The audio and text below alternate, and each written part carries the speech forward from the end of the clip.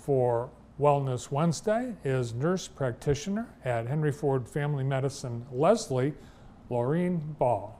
Welcome to the show. Bart, thank you very much for having me today. Yeah, great to have you here as we kick off Wellness Wednesday. Well, what a pleasure.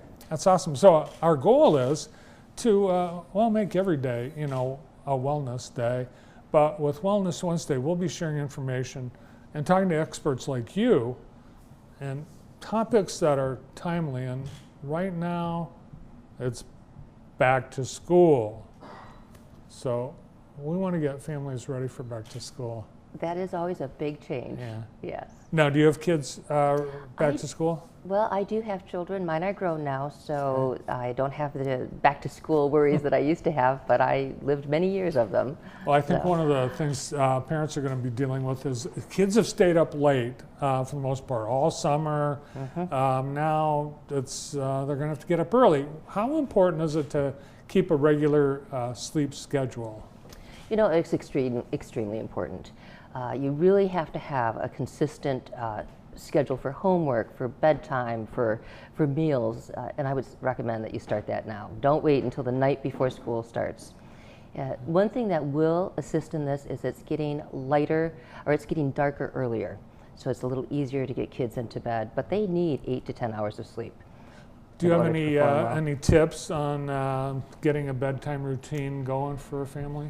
Well, it's hard at first. It will get easier. So what you're going to do is you're going to set like a time. So let's say I want baths done and homework by 7:30. We're going to have some quiet time of reading, maybe a little bedtime snack, something very light, and then bed by 8:30, whatever it works out, depending on the age group of your child as well. I mean, some of these kids going back to school, a harder bedtime routine is for teenagers.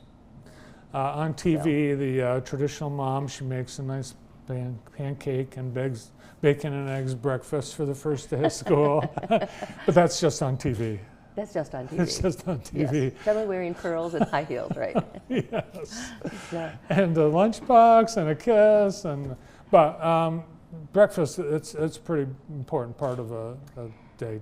Breakfast is the very word breakfast means breaking the fast. So the child's already gone, 10, 12 hours without having anything to eat.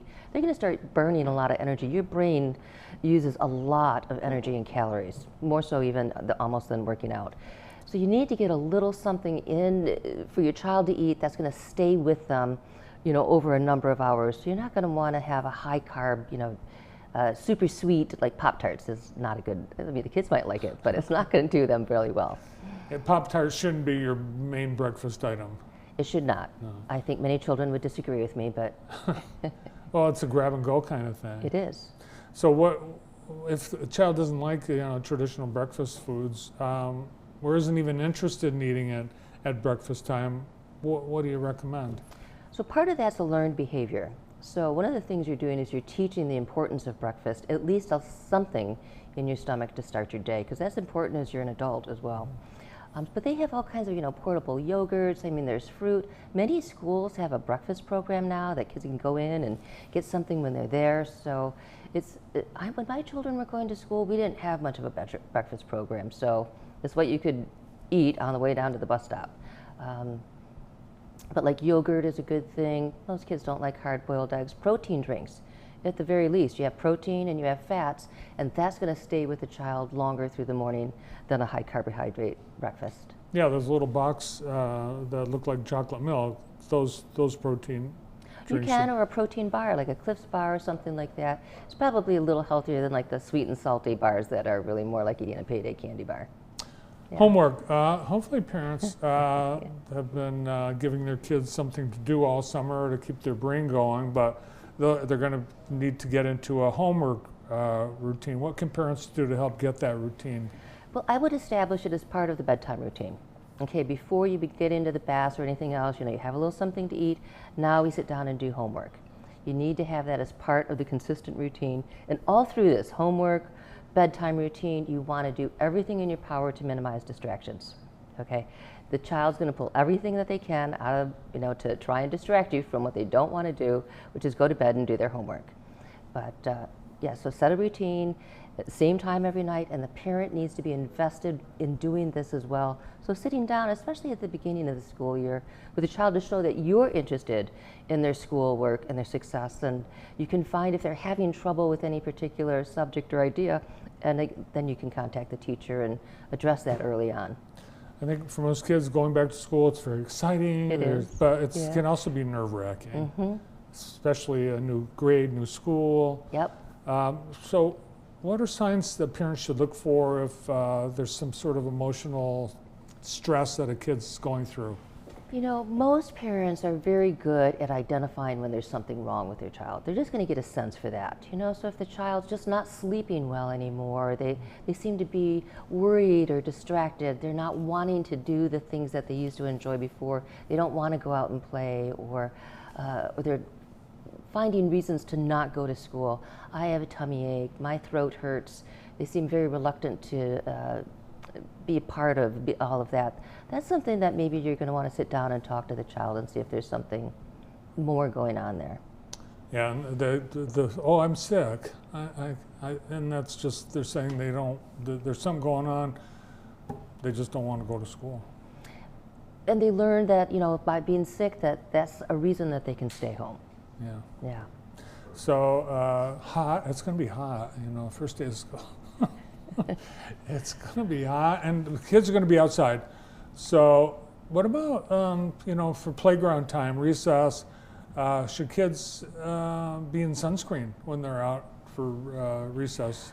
Well, yeah, what I remember, recess was not real long. Yeah. Okay, so to put a kid in sunscreen on a child before they leave the house, it's not going to be all that effective by the time they're out there for recess. I mean, I guess if they're really fair-skinned and it's a problem, then you can maybe have some sunscreen that they can apply to their face and their arms before they go out. We've got, you know, ticks and mosquitoes and all those other kinds of things, but not just recess, outdoor sports practices. What's the safe way to keep the kids protected from those things? Same thing you would do at home or out camping or anything else. So you're going to want to use, you know, a good insect spray, and you're going to want to check for ticks. So mosquitoes are going to go away after the first hard frost. They're not going to be much of an issue. Same thing with yellow jackets and so forth. But the ticks, they go all through the winter. They remain a problem. So you just do a tick check. And when the kids fill up that backpack to go back to school, is there anything that you'd recommend that they have in there besides books? Yeah, antibacterial gel for your hands, and Kleenex so that they can have good cough hygiene, because it's just a germ factory at the schools. We get all of these kids together and they are sharing germs, and cough and cold season will start, cold and flu season will start about the time the kids go back to school. And there are, I think, for everyone that goes back to school, depending on your age, there's a vaccination schedule. And now's the time parents need to make sure all that's in order. That is true, especially for flu. I mean, people a lot of times want to avoid that flu vaccine, but last year was a terrible year for influenza A. Whole families would be out for weeks and weeks and weeks with it. So I would strongly suggest seriously considering getting a flu vaccine for the family and for the kids, and, you know, protecting from that as well. What do you think about the snooze bar, the snooze button on an alarm clock? Well, they've had snooze buttons on alarm clocks for a long time. So it's on the phones, and people will set 4 alarms and just roll over. Do you think that is those 5 extra minutes, or those groups of 5 extra minutes, adds enough time to their minimum required amount of sleep?